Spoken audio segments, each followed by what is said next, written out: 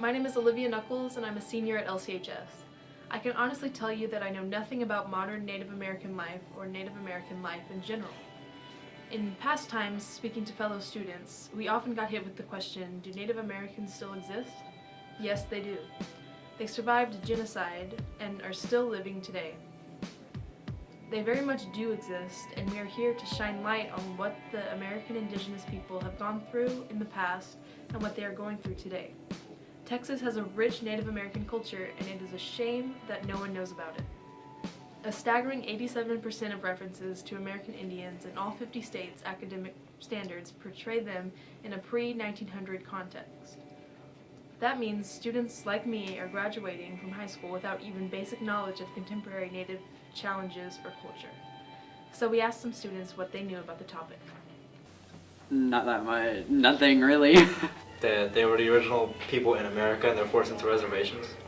The Native Americans were here before Christopher Columbus ever discovered America and were alienated by white Europeans that immigrated here and were eventually almost driven to extinction. I don't know the exact percentage of them that are left.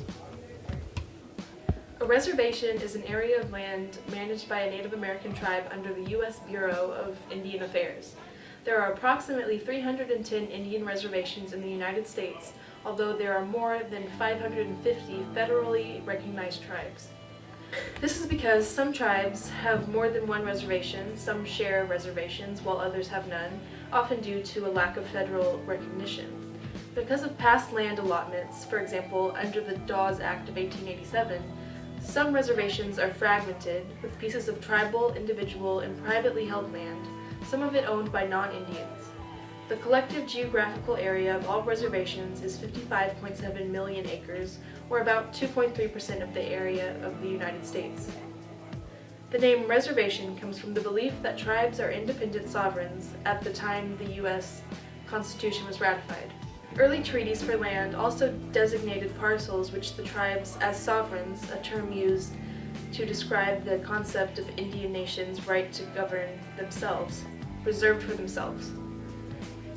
Those parcels came to be called reservations.